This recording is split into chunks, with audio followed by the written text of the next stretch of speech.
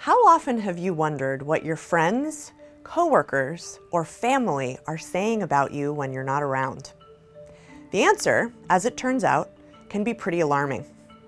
Let's do a quick experiment. I want you to think of one of your best friends and then come up with a positive trait and a negative trait that you've noticed in them. Now here's the million-dollar question.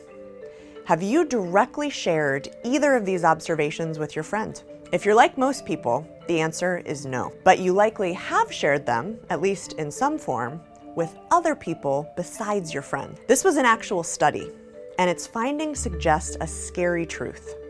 Our friends, our coworkers, and even our family are probably sharing what they think about us with everyone but us. Consider how this plays out for a moment at work. When was the last time your boss sat you down to tell you how you could do better outside of an HR-mandated performance review? Or that a colleague or employee voluntarily critiqued your work approach? You can't think of the last time that happened? Well, you're not alone. This phenomenon has been dubbed the mum effect. But why are people so unwilling to tell us the truth about ourselves?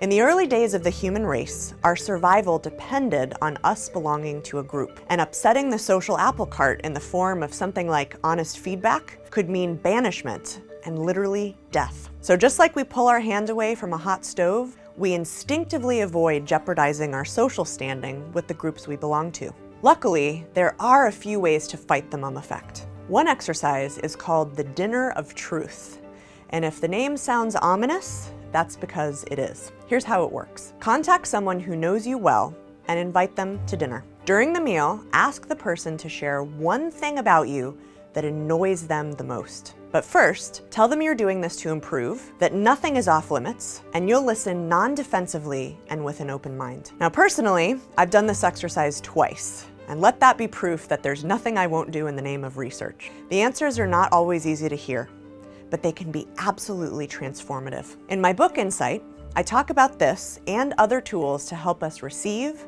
reflect, and respond to difficult feedback, and become braver and wiser for it.